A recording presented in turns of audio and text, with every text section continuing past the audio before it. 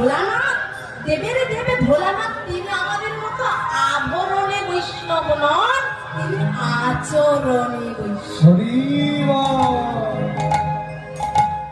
শ্মশানের মাটিতে ঘুরে ঘুরে তিনি না কাউকে দেখিয়ে সবার অন্তরালে তিনি নাম গান করেন।